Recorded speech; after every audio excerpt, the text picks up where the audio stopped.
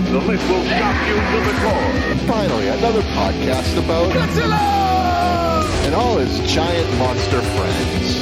This could be the end of civilization. Yeah, probably. So join your hosts, Chris Chikini and Chris Casares. Ladies and gentlemen, You're listening to the podcast.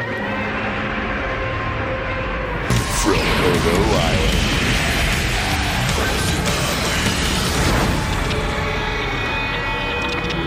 Welcome to the podcast from Odo Island. Check us out on Twitter at Odo Island Pod. I'm Smooth Chris, and with me as always is who do we put on the case? Give me Slick Chris. Oh yeah. Woo. We are live and in person on this one.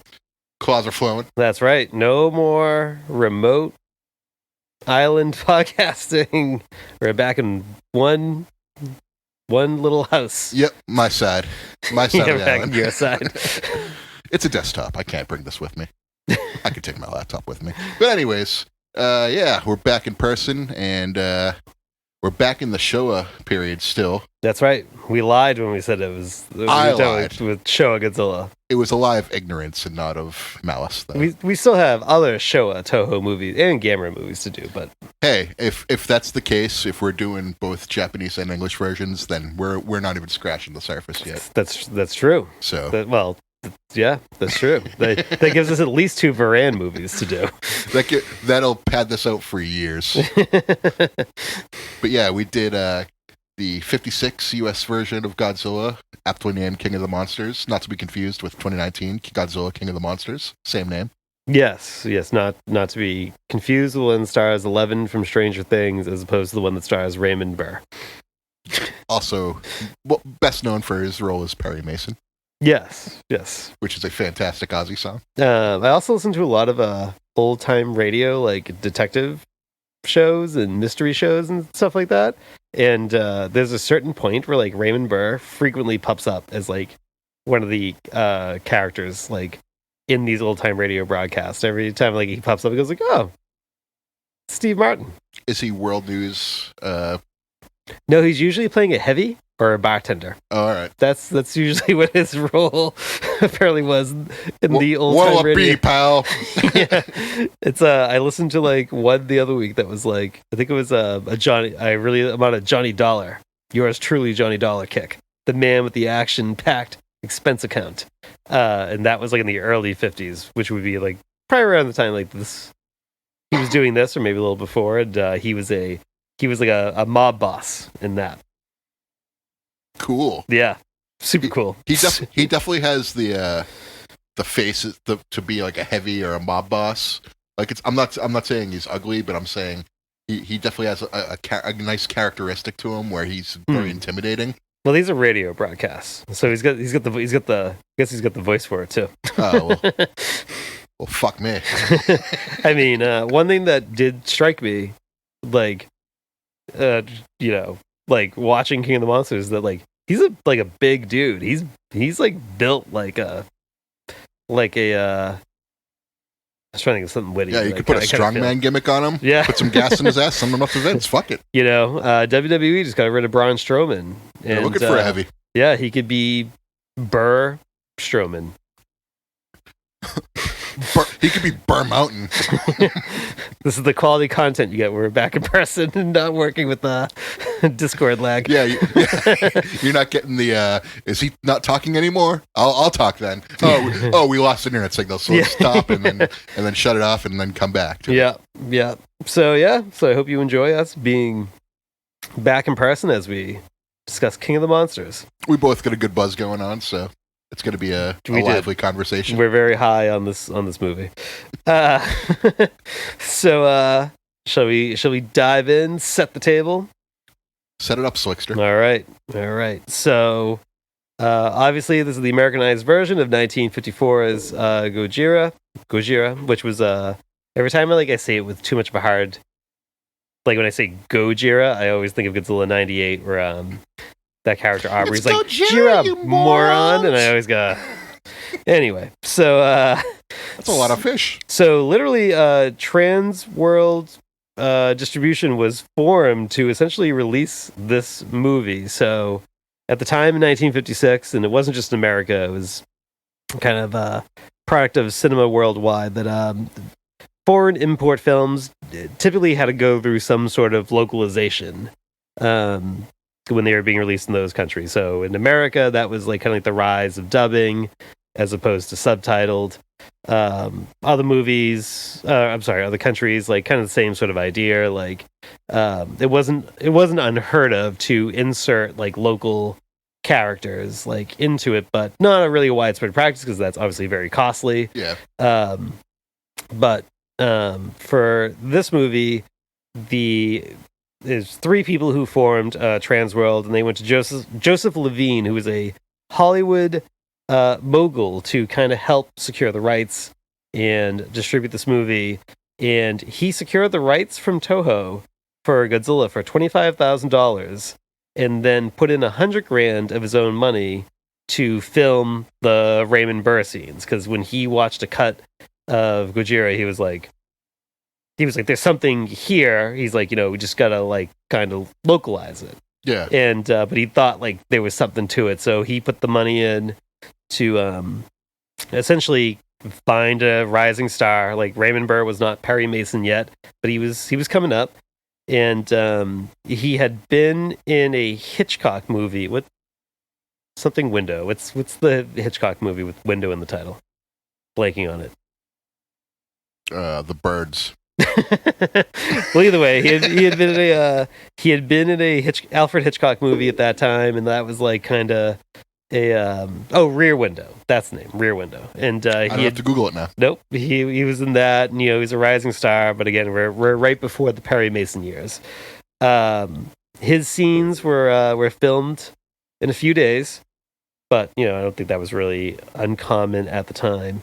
And it was a popular hit in America, and it actually got released in Japan as Monster King Godzilla, and they subtitled Raymond Burr's parts and left the rest of the movie intact. And it was also a hit in Japan.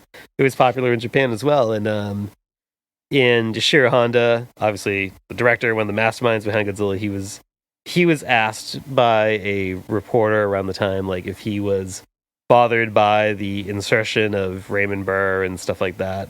And he was like, no. He's like, this is basically like, this is the movie business. And he goes, You know what? He goes, it's different enough for my version that it doesn't bother me. Plus, if you still prefer the 54 version, it's still out there. It's not like it's not like they took the originals and dismantled it. Yeah. Like, that's still available. Yeah. But it's like, and I think as we'll kind of talk about too, though, like, because Raymond Burr being in this movie has kind of become like a classic role, because like for like it was like the original Japanese version, I don't think got any sort of distribution in America for, I think it was like the 80s was like the first time like you started to be able to like actually find the original Japanese version. But obviously that was even still pretty rare until like the 90s and like early 2000s. So this was like the original Godzilla film that was widely distributed on TV and VHS, and so I mean that's kind of like a nutshell background there. And they're different enough to where it kind of warrants the two different versions enough, Yeah. There's still a lot of similarities and a lot of overlap, but the US version is definitely way different in the long run. Yeah. Also, on the Alfred Hitchcock note, I was in the Vertigo thing at Universal Studios in Orlando, Florida. It might have been MGM. Whoever owns the Hitchcock bullshit, their theme park in Orlando, I got to be in the Vertigo scene where he falls off the building. Oh, I've done that. Yeah. Yeah. I did that too. All right. So, yeah, I mean, this is like what I grew up with as like the original Godzilla movie to see, because like I started watching Godzilla when I was like 10, right? And it's like, I think I got a copy of like the Japanese version, like I don't know, maybe like sometime like the mid to late 90s, like through like a bootlegger and stuff like that. But like, because it had no official release here at the time. But this was like, I don't know, I always like remember hearing this kind of like getting shit on for like not being like I don't know, isn't as good or whatever as the original, which I ultimately don't think it is as good as the original Japanese version. But like, I don't know. It's like it's not bad. It's entertaining. I feel like it's like you're getting the same movie from two different points of view if you don't overthink it too much. Yeah.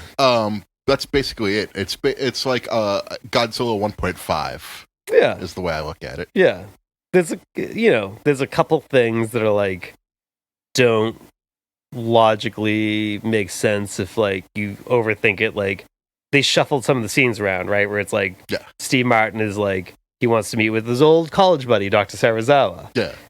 But and like so as they're shuffling the scenes around, like there's like the scene like where like they're taking the boat to Odo Island and like Steve Martin's on that boat. Well, like you see Serizawa like on the dock, like waving them off, and it's like, well, why doesn't he talk to his old college buddy? And then obviously they remove any references to Serizawa working with German scientists during the war, and they make him like the old college buddy to like Serizawa. Yeah. But and then obviously the biggest botch is I don't know if you picked up on it, but it was like it's like when Burr is with like his handler, and like they're kind of sitting in like on a meeting that's supposed to be like about going to Odo Island. Like Dr. Yamane is talking about Godzilla in Japanese before he's even appeared.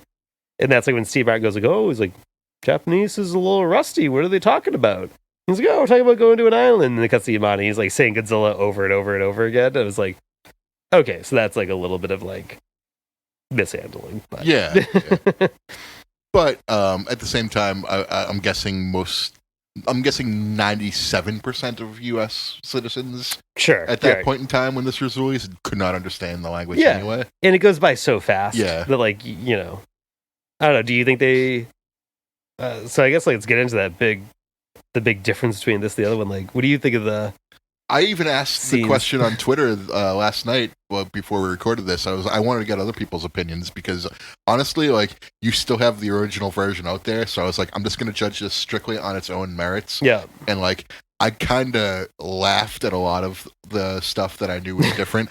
Like when they have the phone conversation between Steve Martin and Serizawa, and he's standing behind like the lab equipment. Yeah. It's just like a guy with an eye patch. I'm just like, okay, I love this. Yeah. And then when he's talking to Emiko and they have the body double, I'm just like, all right. Yeah. I enjoy the shooting from the back so you can't see her face type of thing. The Emiko one doesn't bother me because like they always cut back to like they kept her in one outfit and they just kept cutting back to like just a shot of her, just her face, nothing else in the scene, wearing the same outfit. And I was like, and I remember like going, I don't know, it like if I'm not overthinking it, then I go, oh yeah, like they're talking to each other. I'm noticing it on purpose, and I'm just enjoying it. I'm like, okay, I know what they did here, and I love it. I think my favorite one, the Serizawa one that you said is my favorite. The phone call is the best one. Oh yeah, because he's like conveniently walks in front of like the beakers. He's like, Steve. It's like an intricate like lab set with like tons of little tubes going just everywhere to obscure his face. I also like the one where he meets like Dr. Yamane in the hallway with like Dr. Yamane's like walking with like a posse down the hallway, and he's like, doctor. He's like, Steve Martin, how are you, buddy? And it's like, and he's like just having this like awkward conversation with like this guy whose face you can't see at all. Just like you just like little like rims of his glasses. And I was like, God, this is so obvious. Like, how did I not pick up on this when I was like a kid? Because you're not paying attention to it like that. Like you're not watching it through a very critical eye, and you don't know like these like techniques are used to make movies. The way, like most like adults either can figure it out on their own, or they just learn about it through like documentaries and stuff. Yeah. Or they took filmmaking classes and they understand how it works. I think they did a good job. I think like. It's like funny, like these are all movies I've watched like 100 times, but like I look at them so differently when I'm thinking about these, like in terms of like our podcast. It's like I'm being like hyper focused on like stuff like I wouldn't normally care about, and it's like, and I just remember like watching this going like I was like Steve or Raymond Burr like filmed this over the course of a couple of days, and like all of his filming is pretty much him going, you stand in front of that wall now, and you say some shit. Now you go stand over that different kind of wall. say some shit. But my favorite part is maybe it was the White Claws, but I like laughed hysterically when I was like watching it. I've never laughed at the scene before. It's like that first time like Godzilla attacks like Odo Island at night, and first Steve Martin is like just laying flat in his back, smoking a cigarette, just like going straight up the air and straight down, going like, aren't you like ashing on your fucking face?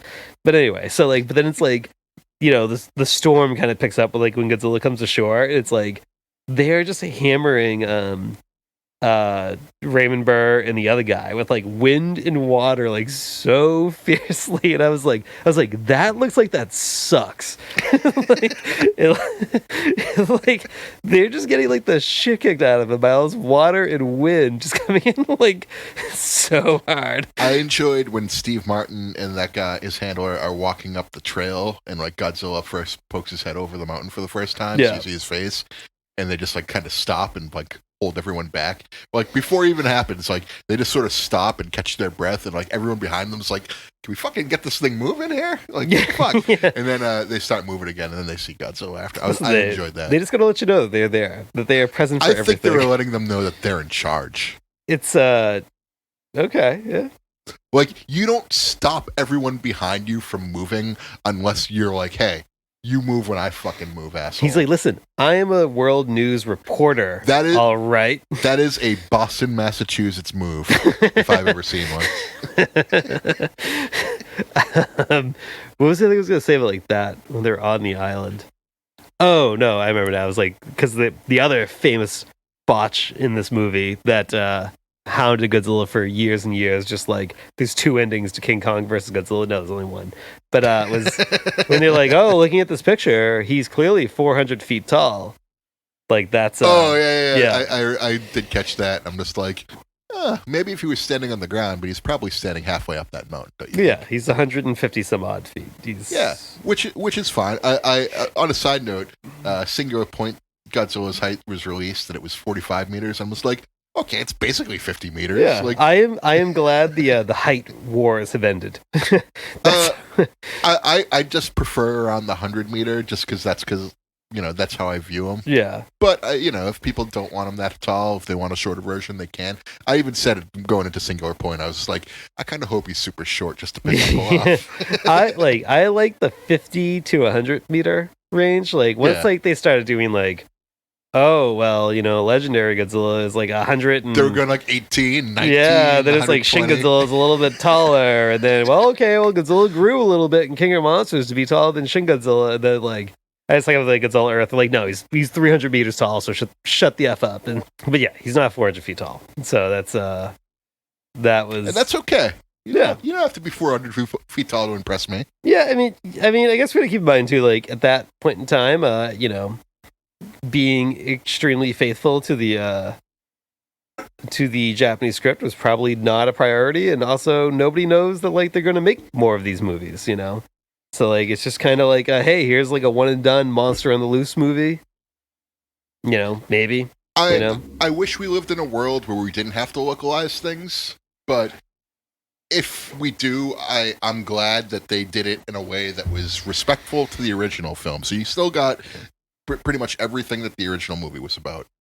Sans a few little details here and there, but you got like an entirely new setting from a different point of view. Yeah. So in that case, it has its own. It can stand on its own 2 feet and be without merit. Yeah, or be with merit. So that's like the. Yeah, I mean, you raise a good point, right? Like the big critique with this, like over the years, has always been, well, it dilutes the message of the original. And not that much. Yeah, it kind of switches some details, but it's for the most part, it's still like Godzilla is a creature born of nuclear testing. Yes, that he is running roughshod and they can't control him.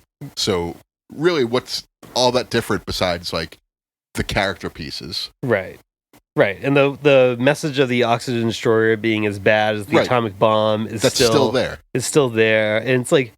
It's just, you're not going to... Yes, the Japanese version is extremely much more powerful of a message because it's from people who are coming out of like World War II from their perspective. And obviously, you're not going to get that You're also through getting the eyes of Raymond. You're Burr. also getting more of the three main characters and their story, right, whereas right. it was just sort of explained in a quick expositional detail in this one, which is fine because that's his perspective. So it's a completely different retelling of the story. So you didn't get as much as that, but you still got enough where like you understood what was going on. The one thing they did remove though too was when Serizawa punched his buddy there. I forget his name. When he punched Ogata? Ogata, yes, thank you. Or not his buddy, his fiance's fiance. Yeah. No, they always fought off screen. Oh, you're talking about like when he comes up with the blood in his head? Yes. Yeah. They removed how he got bloody. It just cuts away to the fish. Yeah, I mean, yeah. So you get like little details like that are removed. Right.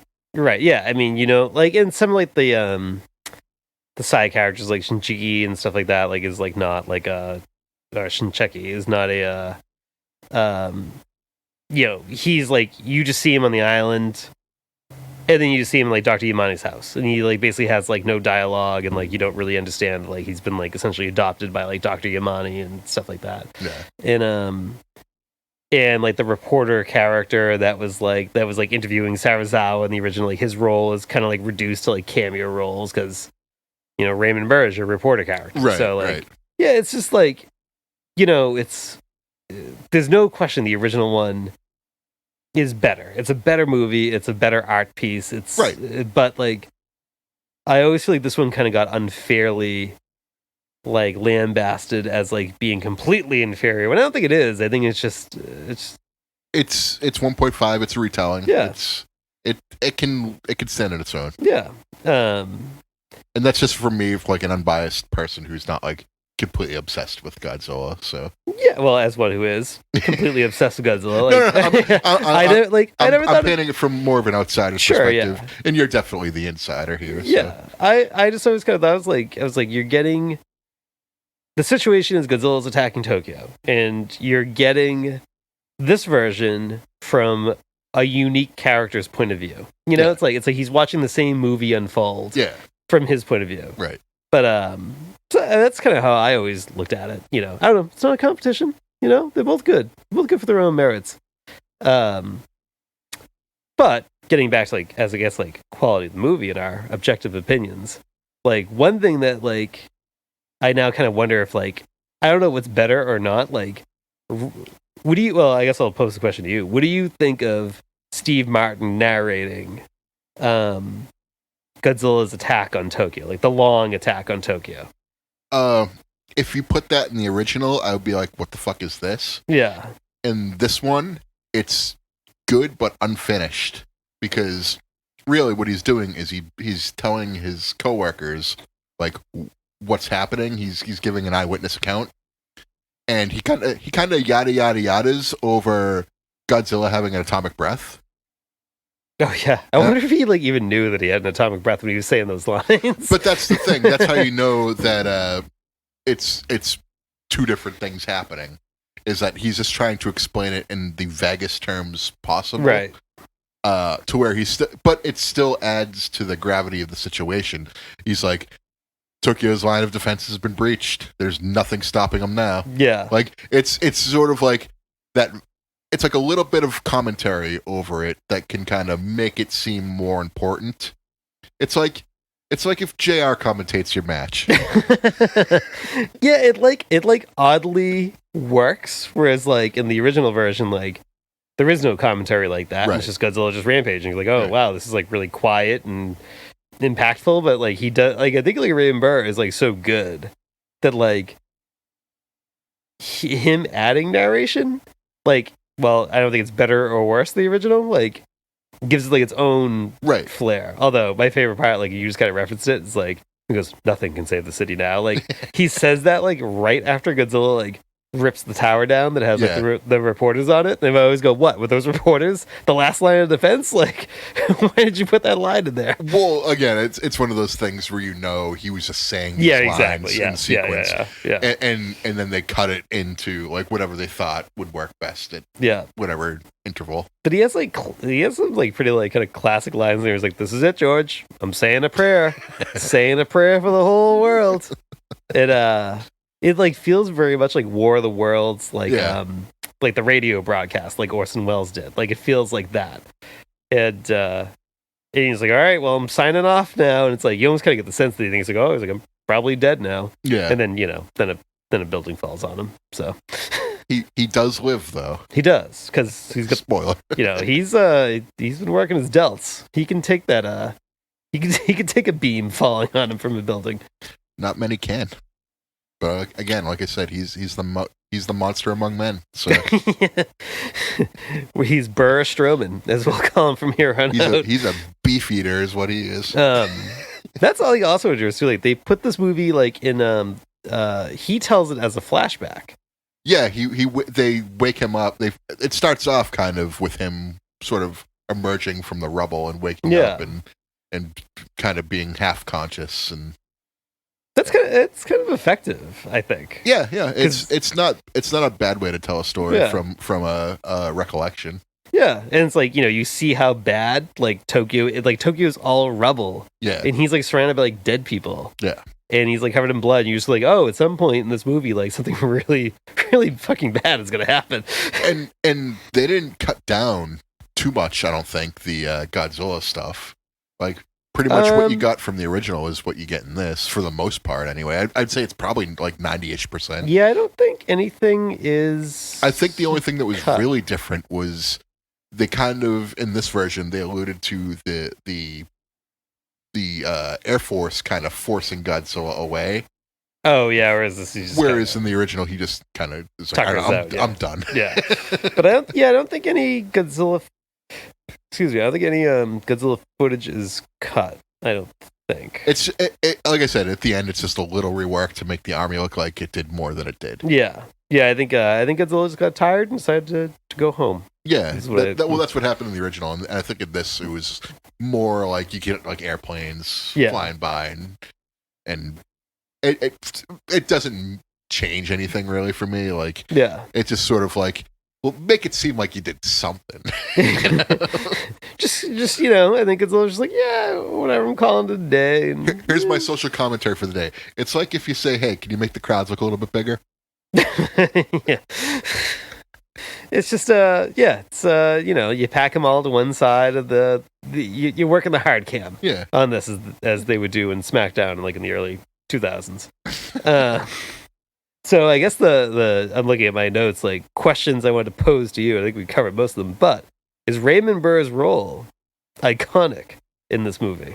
Well, is it a pop culture icon? You alluded to it on Twitter last night, which I had no idea even existed. Animaniacs and like Pinky and the Brain incorporated into an episode. I'm just like, well, if that's the case, then yes. Absolutely. if a cartoon, if Animaniacs 50 years later comes out that spoofs you, then you've done a good job, kid. I will say this. When Animaniacs was out, I was already watching Godzilla movies, and I was very familiar with this movie. And I still remember like being like 10, 11 years old, and whatever it was, Pinky the Brain or the Animaniacs segment, and he's just standing at the wall going, yes, indeed. And I was like, oh my God, it's so good. Yes, I understand. It's just like, I just feel like there are so many like random pictures out there of like Raymond Burr, like, holding the pipe like in his mouth and stuff like that. I actually watched that last night just the Animaniacs I episode. had no idea this existed.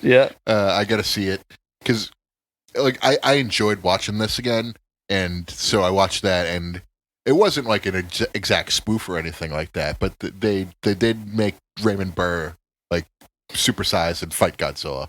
Oh yeah, that's right. I forgot about that. He swings the building at him, and then it ends with them supersizing the world, so then they're back to their normal size, but then Godzilla and Raymond Burr are also in the cage with them. Oh yeah, that's right. God, I didn't watch the full episode. I'll have to do that. Animax is like filled with like Godzilla references. I watched like a couple videos, and there was like quite a few of them.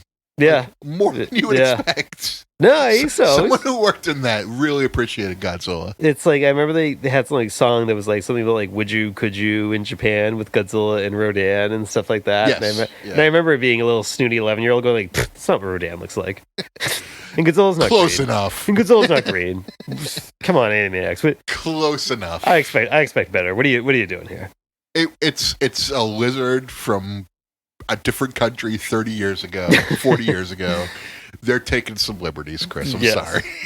but you know, like Raymond Burr always held this role highly. I think we kind of talked about it in our Godzilla 84, Godzilla Returns episode, that it was like he was pretty outspoken against like making the westernized version like a parody, because he took it very seriously. I always thought that was cool that like he held the role, the movie, the character in high regard, even though he was pretty much just like, yo, I'm filming for a day and then I'm getting the fuck out of here when it came to Godzilla Returns. But also I don't blame him, because I mean that's, you know, you're working, you know. Well, he was just living life in his vineyard in California at that point. Yeah. So he couldn't be bothered to do much. And he still did it. He brought that nice. It's like really interesting that like he comes full circle in the westernized version of Godzilla 85. And he plays it very serious. Yeah. Well, it's a decent character. It's not overly forced. It's still a little forced in there, but understanding how America works, especially at that time, you had to do stuff like that. Well, this was also the version that was shown in like most European countries too. This was. So was Steve Martin known as Frankenstein in Germany? Yeah, he's Serizawa is Dr. Frankenstein. Right. No, I don't know. I don't think that trend had started yet. I just always like hearing about how everything was Frankenstein in Germany. He was what's Frank? No. What's Oh, never mind. That joke wasn't going to work. I was going to say, oh, he's Renfield, but I was like, that's Dracula's lackey, not Renfield. Renfield. Thank you. That's Frankenstein's lackey. Also, Renfield has always been played by some of the best actors. Like who? I can't remember off the top of my head. Was the guy from Janos from Ghostbusters 2. Oh, yeah. Who was in Dracula Den, loving it. Yeah. That's the only one I can think of off the top. What's his name from the original? Well, that covers all the best actors, right? Just that guy. Well, there was the original Dracula. Give me 1 second. I'm Googling this. Dracula cast. Give me a second here. Dwight Frye. That's who was. Oh yeah, yeah. And Master, yes. Like, he had a very like weird delivery. Yeah. Also, great movie if you ever get around to watching the original. What, the original Dracula? Yes. Oh yeah, 33. Yeah. Oh yeah, of course. Bela Lugosi's defining role. I have a blow mold of Bela Lugosi. That's a little one of those like little like Halloween lights that like lights up. I got into the Universal monster stuff at the same time as Godzilla in elementary school, because they had all those books, and some of them were the Universal monsters too. We get like Frankenstein and Wolfman, Dracula, Godzilla. God, maybe around Halloween we should do like a little spin-off episode where we do like a Universal movie or two, and we absolutely have to do Bride of Frankenstein. Okay. One of the best monster movies of all time. You heard it here first. Yeah. Remind us now that we actually have some semblance of a Twitter following. Remind us in October. We'll do it. But I definitely enjoyed this cut of the movie. Yeah. I won't say I like it more than the original. Absolutely. That's kind of overstating it. Yeah. But I think any critiques of this movie are kind of heavy-handed, given that like this was made in '56. America was an entirely different world at that point in time, and to make things work back then, you had to do things like this. So yeah, I don't necessarily dislike the insertion of Steve Martin. Sure. There was parts where I just laughed and I enjoyed it more. But you know, when you think about a giant monster destroying a city and like threatening the world, you don't really want to laugh, do you? Yeah, right. And I tell you, like, we will ultimately do like the American version of like the first Gamera movie and the infamous American version of Varan the Unbelievable, which also inserts Western actors like into roles that didn't exist. And when you look at those and you look at those movies and you think of this, Okay. like those are movies that came later. I've never seen the original Varan. Well, Varan basically has the original, which has an all Japanese cast, and then there is Varan the Unbelievable, which has like this horrendous like American sergeant character who is like now he's like the new role, and he kind of has like a Japanese like wife or girlfriend that he's just like kind of like condescending to for like the entire movie, and like it's like everything is kind of like shuffled around, like the music is like replaced, like Varan's roars changed, like I mean, no version of Varan is very good. Like Varan is pretty much saved by Varan being like a really cool looking monster and doing cool shit like while he's on screen. And it's like they delete some of like Varan's like coolest scenes. And that's one of the things I complimented this one on. Yeah, it's like for the most part they kind of stuck to it. Like Varan flies in the Japanese version. No, we're gonna delete all that in the American version. Of course. So let's get rid of that. Varan is not the pan. It's like. Again, the Japanese version's like it's not great. Like it's the stuff without Varan is like very kind of like slow and plodding, but it's like Varan's just like I don't know, he's just like one of like the coolest looking kaiju like Toho has. And when he shows up, he like very convincingly fucking smashes buildings. So that's cool. But it's like, the American version is like it's bad. Like it's really bad. The only good thing that came out of the American one is the trailer that our metal band used as a sample in one of our songs back in the day. But also, I cut a few of those snippets into our intro. Oh, good. Yeah, that's right. You did. I kind of do a really awkward guy getting reviewed by the media. Yes, yeah. And then, like, Gamera, the first Gamera movie has it too. Like, it's not. I don't know, that one's like a little bit less bad. It's not as good as this. Like, this is like you could tell care was taken. I mean, $100,000 for that guy to invest into filming this back in the 50s is a lot of money. That's a lot of money. That's probably the equivalent of like $1 million for what equated to like a week's worth of filming. Yeah. Like, that's like you and like it was like when I was like reading the books they have said like the guy believed in it. Yeah. And he goes, "This is a good movie." He's like, we just got to do what we got to do for the times, and like. Yes. And like that was like love and care is put into it. I shouldn't say love and care, but I mean like I think it was thought is put in. Yeah, I would say thought was put into it. It was they were respectful enough to the Japanese to not really cut out too much of the Japanese parts. Like obviously some were dubbed over, some weren't, but there was a lot of Japanese still in this movie. Yeah. So while it was like okay, it's mostly Americanized and a lot of people speak English to Steve Martin in those scenes, like the original scenes that they interwove into this like are still sort of handled well. Yeah, so, that's a good point. Like a lot of it does go undubbed. Yeah, and that's like when the guy in the tower is getting like I'm signing off. Like in the original, you could see his subtitles. Yeah, and like what he's saying. Like all right, this is it. I'm about to die. See ya. Yeah, I think that that's a good point. That's like a credit to this movie that it's like they felt strong enough about the original actors and dialogue and scenes to go like that doesn't need to be. Like if they really wanted to, they could just refilm 60% of this movie and then make it all Americanized, and the only thing that happens is Godzilla destroys Japan. Right. But they cut out all like the parts with like Japanese stuff interwoven into it, so it's all basically like, oh, he's stomping on Seattle, or which is like that was like the plan for Gigantus the Fire Monster, Godzilla Raids Again. It was like when they were going to make the volcano monsters, what they were going to call it, they were going to have them say like, oh, they're attacking Chinatown of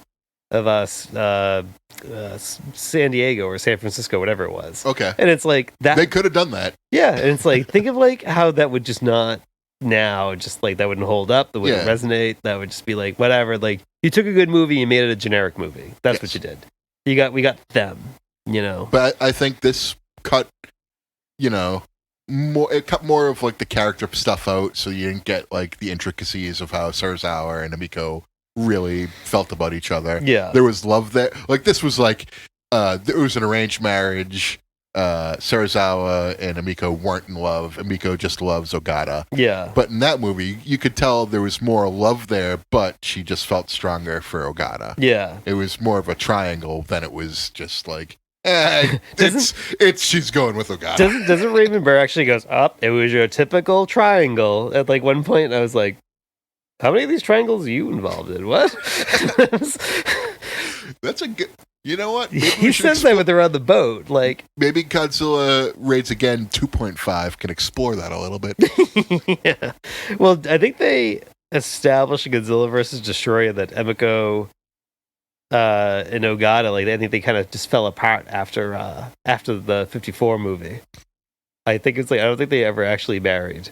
The flame that burns twice as bright Oh, burns out twice as fast. yes. And you have burned very brightly. Buddy. Yes. One thing that was missing was in the Japanese version, like there's multiple scenes of birds in cages to symbolize how Emiko and Ogata are two birds trapped in a cage, and obviously all that is removed because Raymond Burr does not care about There was love a scene where Godzilla was attacking the in city. front where of the they- birds. Yes. Yeah, that's like the only But scene that that's was left it, in this yeah. version. Yeah, Yeah. but I also like They Would, can't fly free. when they're like going to like question Raymond Burr when he's like getting off the plane. He goes, "This is a polite way of telling me that I'm under arrest." And I was like, Raymond Burr, can you just like read the phone book to me? Like you're very soothing when you talk. It's just He does have a very confident and nonchalant delivery when he's doing that too. hello, George. He's like, "Am I under arrest?" I'm here in And they're Tokyo. like, no. You're much too fucking suave. Well, I also like it too. It's like he's like talking to George at like the World News, and it's like whenever they have like the random guy playing George who's like doing his half of a conversation, but they cut to Raymond Burr who like clearly was instructed to be like, "Oh, pretend like you're reading like a telegram," and he's like, "Hello, George, in Tokyo. Preparations being made," and they cut to like goes, "Oh, Jesus, George, that sounds fucking batshit." And they come back to him. He's like, "We'll stay in Tokyo till I hear word from you," or whatever he says. That's a different scene, but either way, say the delivery is the same. And he's like, "All right, Steve. Well, Jesus, be safe." He goes, "All right, signing off. Goodbye." And I was just like, Yeah, a little awkward, but listen, again, it's one of those things where you understand how they made the movie. They was shot at different times. yes, They just yes. cut shit in where they could. They thought it worked, and that doesn't always work 100%. I guess what I'm getting is I think Raymond Burr is really good. Yeah. I think I'll end with the insertion of Raymond Burr. Like, it's good stuff. Yeah. Maybe he went to Amiko and Ogata's wedding. And he's like, "Listen, this Serizawa guy, I was an old college buddy of his." But he's probably like, "Emiko, I went to college." Wait, No. Not MIT, but close by. I went to college in Germany with Serizawa. No, and he's like hurt. And he's like, Emiko, if there's a way to defeat Godzilla, I'm trying to think, like, how do you deliver that? If he's like, "Listen, I went to college with Serizawa. It's Emiko. If there's a guy who's not right for you, it's not him. Ask my pal George at the World News. He'll tell you." George, coincidentally, on wife number 3. That's why I'm here, folks, for color commentary like that. Well, shall we? I guess, yeah, we should probably still rank this like we would normally. Absolutely. rank it, This is a different movie. yeah. Yeah. Jackass 1.5 is different from Jackass, and so is this. So, we rank things. If you were new to us, we rank things as if they were pro wrestling matches. Although we were very light on the pro wrestling references this episode. We started SmackDown and off stuff. strong, and then we kind of That's petered true. off. That's true. So just like Braun Strowman. That's true. I forgot. We were calling him Burr Strowman. that's pretty on the nose. If a movie is a 1 star, that means you're a jobber. 2 star, you're a lower mid carder.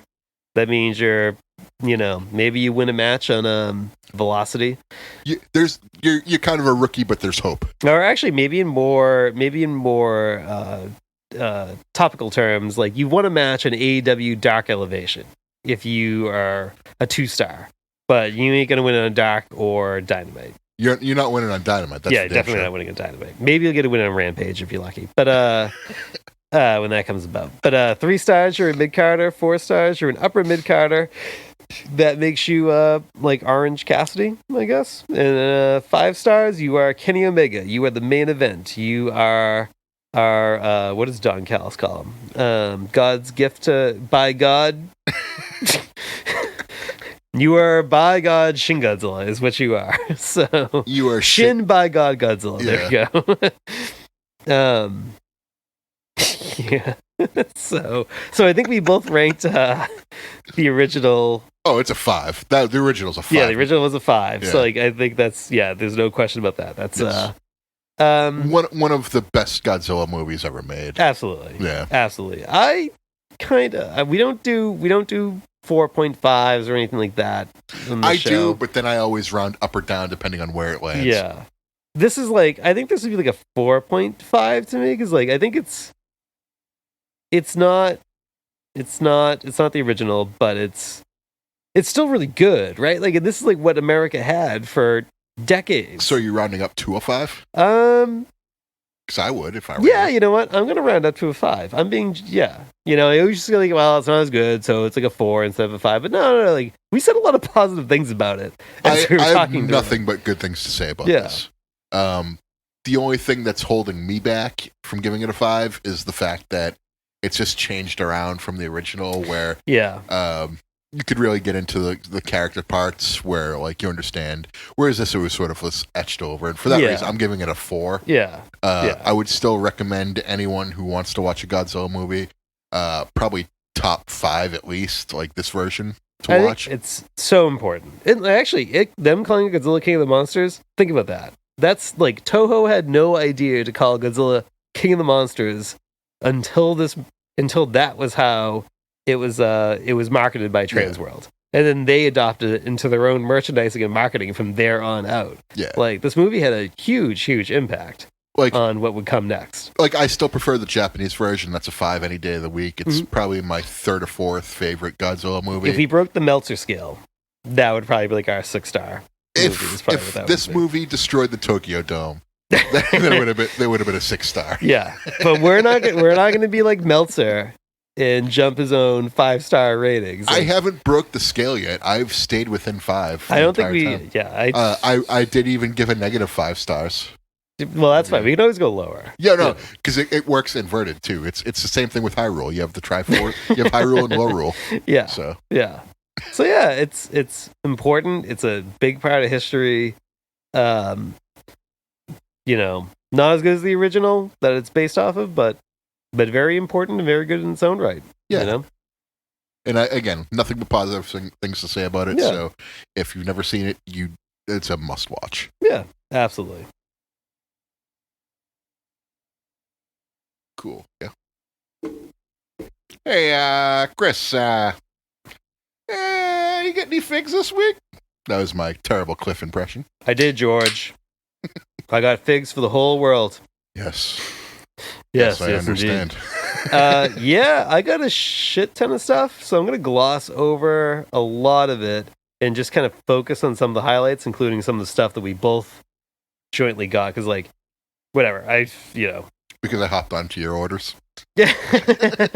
Yeah, we did a little splurge ski on Hobby Link Japan, which is great for importing figures. I took advantage of that, like when we'll talk about the Bandai MechaGodzilla figure together in a minute, but it's like that's going to be the main event. Yeah, I like to fill my Hobby Link Japan orders, so like I'm getting like the most money's worth out of my shipping. So I've been like on an Ultraman kick lately. Like I've always liked Ultraman, but Ultraman's always kind of been like a passing fancy to me. Like, not something I've done a deep dive, but I know I told you, like, I don't know if you downloaded Tubi or not, which is just like one of those free TV streaming platforms that are like popular, like Pluto TV and stuff. I put it on my Xbox because I tried to watch Pacific Rim on there, but they moved Pacific Rim off there. Oh, I see. So I took it off. So Tubi has like most like the Showa Ultraman series. So like I'm just like, well, I've seen all of the original Ultraman,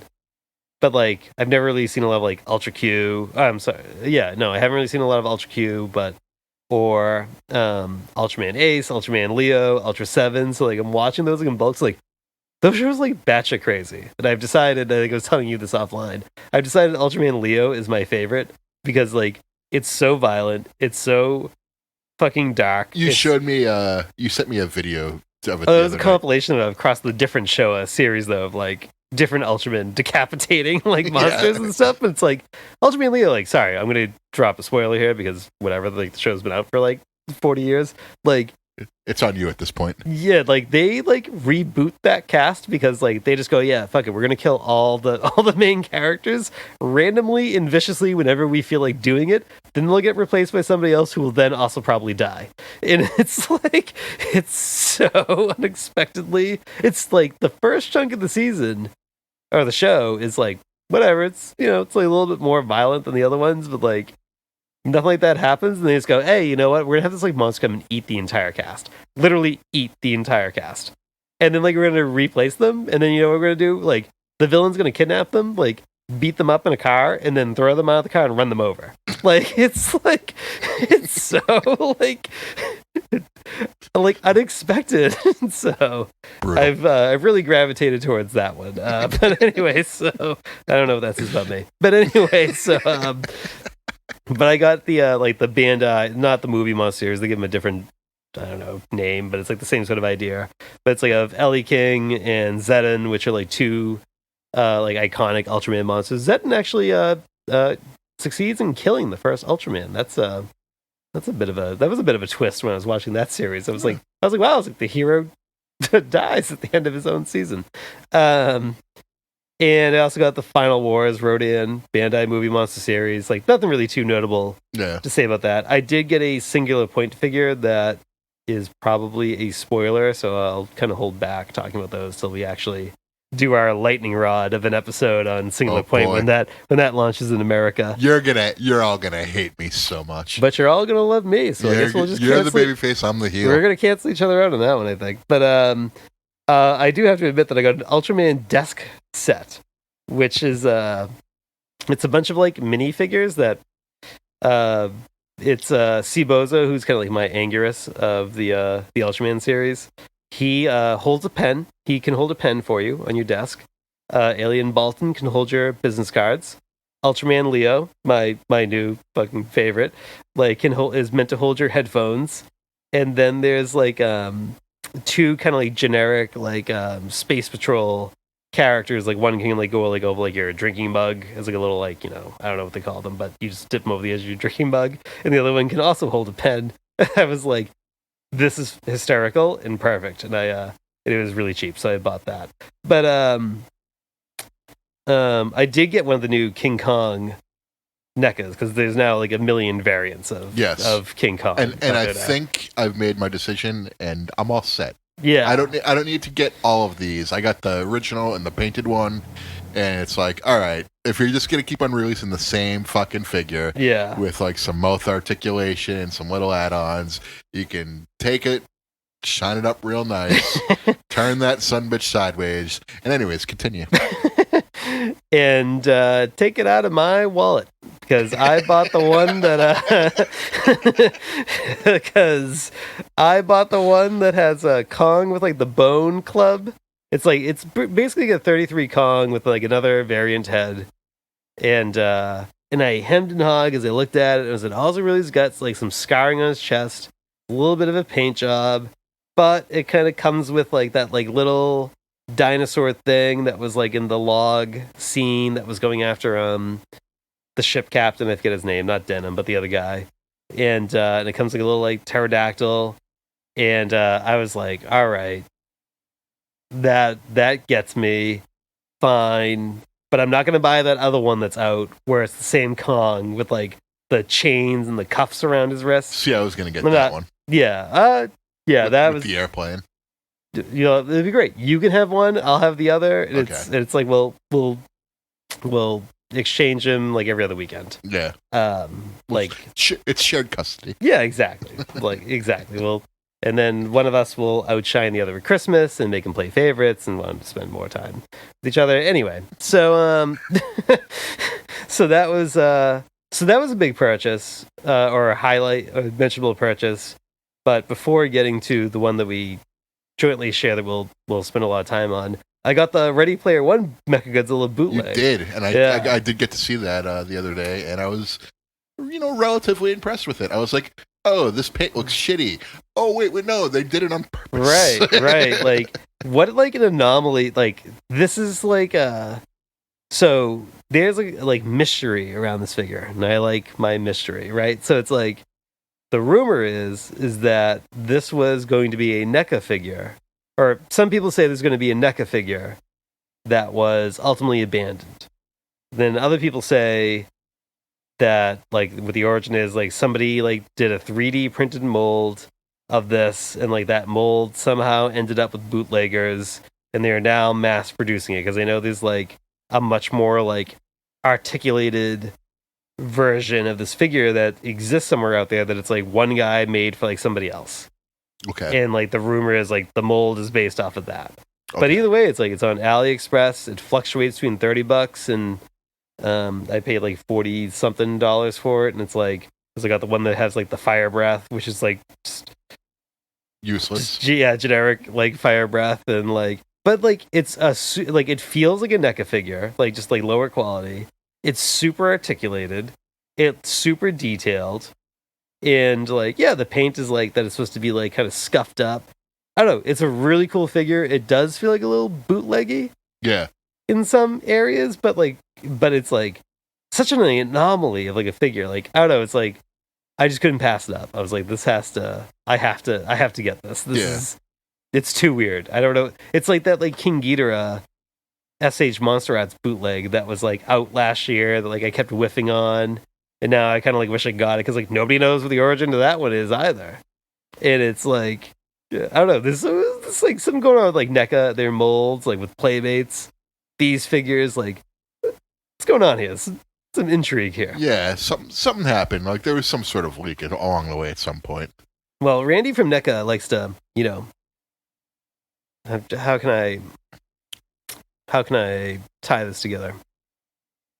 I mean, I never even see them post it. We should call him the figure stir because he likes to stir. Oh my the god! Pot. You're talking about the 2002 NWO. I'm the Hulkster brother because I like to stir. That's why they call me the Hulkster brother, because I like to stir the pot. Because people ask him about the Playmate Shin Godzilla, and he goes, "We know about it. We're on it." And I think somebody like tweeted the MechaGodzilla thing at him, and he like had some vague response to it, like fueling the dirt sheets that. I don't know, what is this? Is this like an abandoned or a NECA thing that fell through? Like, I don't know. But someone's gonna lock that guy down for an RF video shoot interview. So, but either way, I was pretty pumped to have it. It's a cool figure. While you may be tempted to get it with a fire breath attachment, I would say don't spend your money. It doesn't really fit in MechaGodzilla's mouth. There's nothing to hold it. There's a square peg that like looks like a stand should like go in there, but you don't get a stand. Yeah. So I don't know. I can attest to that. It's pretty useless. Yeah. I had it originally displayed with it, and I actually just took it out because I was like, this looks stupid. So yeah. So nice idea, but if you can't make it happen with the figure, then don't. Like NECA couldn't make it happen with half their figures.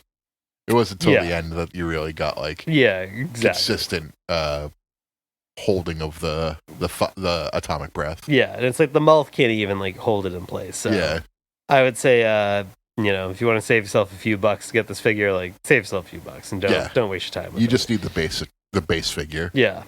If you want to get it with the missile attachments, it's fine too. Just be fair warned that it's very difficult to get them in and get them to stay in. I had to like take a hairdryer to it for a while to get them to like stick in. So Yeah. as long as you have the base figure, that's like really what matters at the end of the day. But that's still like one of the coolest MechaGodzilla designs, that Ready Player one. I agree. So I don't know if it's my favorite, but it's definitely up there.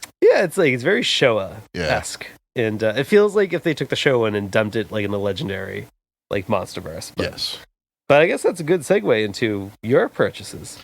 Well, first we got to talk about the Godzilla Ultima figure that we got from because it's not a spoiler at this point. Right, Everyone knows right, what it looks like. Right. So we could talk about this one. It's not bad. It's got articulation in the arms and legs, and that's about it. The tail is definitely added on, not painted, and definitely looks a little bit too big.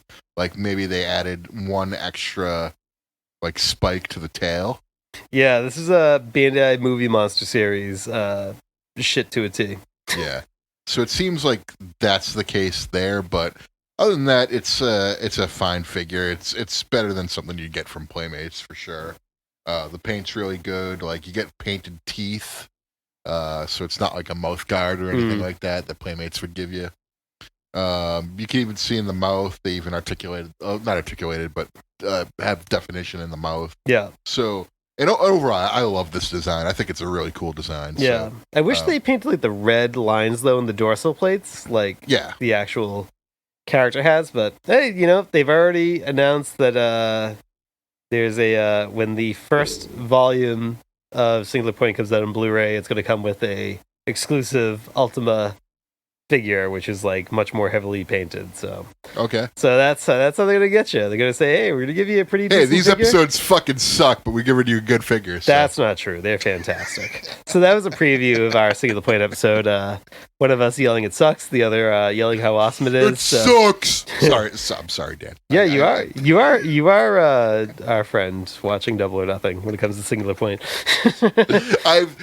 In fairness, the past 2 weeks I've said nothing but good things about it. Sure, I have loved it all along so far. But anyways, our main event comes with we haven't done this in a while, so there's so many figures we got to talk about.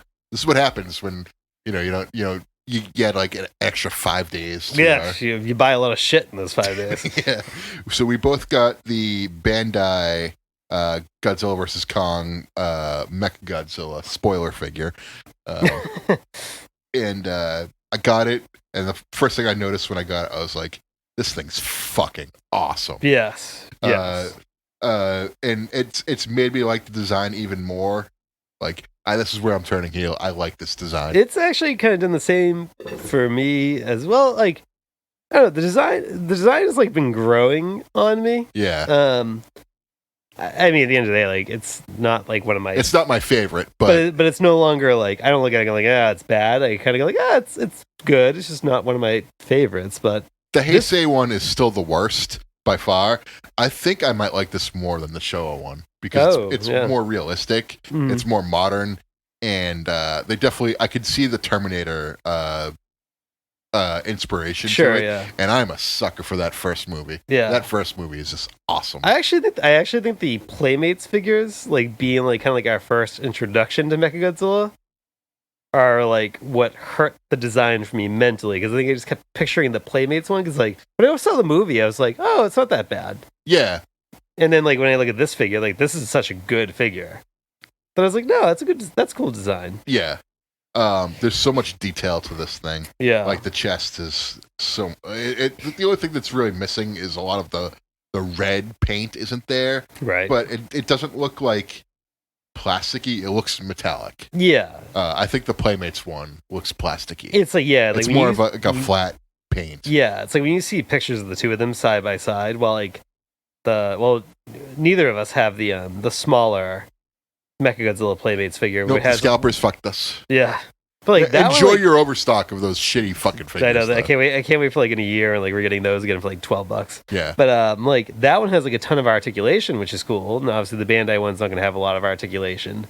But like when you see them side by side, like like you said, it's a hunk of plastic next to something that's like shiny. Yeah, I that was the one thing that I was really down on that figure. But like I thought it looked okay, but I knew it was going to have that Playmates like flatness to it. Like Yeah. parts weren't going to look just right.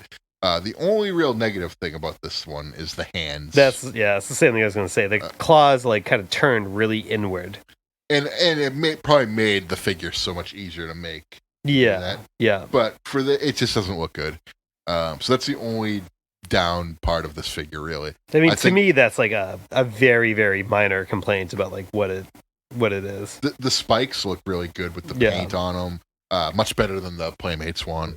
But overall, I think this might be my second favorite MechaGodzilla design. With Kiryu being the first? Being one, yeah. Kiryu just looks really good. Yeah.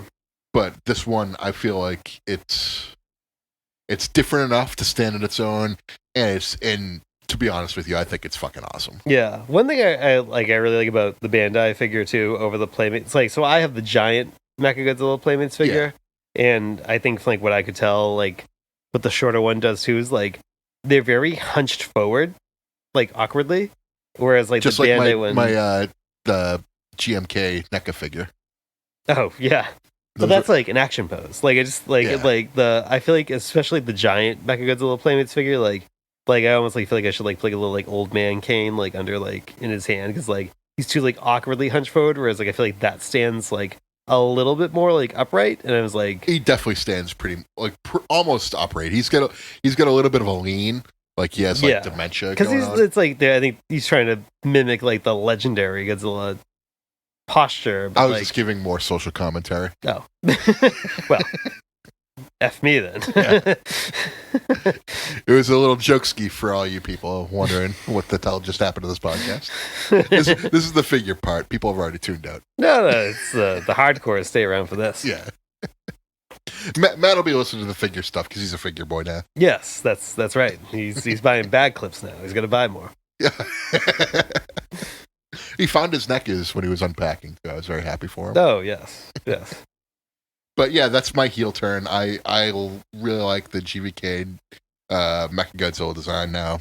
I don't think that's a controversial take anymore. I thought when it first came out, I was like, everyone hates MechaGodzilla. And like, I don't think it's great, but it's not bad. Everybody just needs to chill the fuck out. Yeah. And stop getting so bent out of shape over like every new thing that comes out. But then I saw the movie 4 or 5 more times, so I fucking loved it. And then I was like, no, it's fucking cool. Yeah. I'll keep that to myself. Listen, I know like the core of our podcast is saying whether we like a movie or not, but just, I don't know. You don't have to get bent out of shape over MechaGodzilla's design. You don't have to do it. Yeah. There's no reason to get upset about it. I don't think it's bad at all. Yeah. There's plenty of other MechaGodzillas to like. Plenty. There's definitely, yeah. If you don't like this one, then you can like the Ready Player One one. Yeah. And his appearance in that movie was good. Yeah. So. I have never seen that movie outside of the MechaGodzilla scenes. And it's fine with me. I have no context as to why the MechaGodzilla scenes are happening. And I don't care. They're just happening. And I'm just happy that they're happening. That's all you gotta do.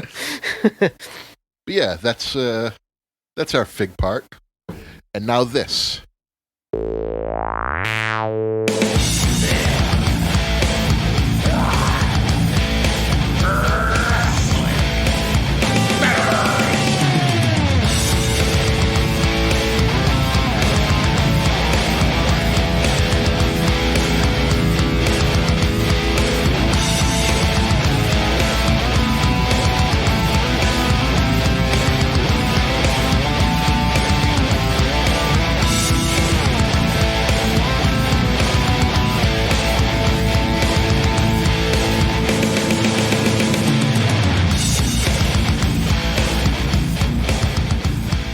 Well, it's the OIWF, the kayfabe part of the podcast. We put it at the end of the podcast because this is where all our secrets hide. All our kayfabe and all of our secrets are hidden. So the OIWF is our figure fed. Yes, and, the Oto Island Wrestling Federation. Basically, we have kind of two different things going on right now, main storylines. One of which was the Intercontinental Championship being defended by Workhorse Neca GMK, who has the belt around his neck right now, like he's Bubba Ray Dudley. He's got his atomic. He's displayed with the Intercontinental belt, the IK belt. He's been a workhorse champion. Yeah, Without a doubt, workhorse champion. He won the title in a 32 monster tournament in Rio de Janeiro, Brazil, and you definitely saw the last 3 matches of that because the rest definitely happened. And then he defended the title against Bandai. No, not Bandai. Jax King Ghidorah. Oh, that's right. Yeah, 2 defenses since our last episode. He's defending it once a week. Yeah. He's being the workhorse. And defended the title in a fantastic contest. And then he wrestled the Bandai Godzilla Ultima, and Godzilla Ultima just kind of vanished, and he was there. You got to see him, and then just like that, it was gone. No commentary involved whatsoever. It's not. More kayfabe for you. But it was definitely not a dig at the lack of Godzilla in Singular Point. I'm having a stroke.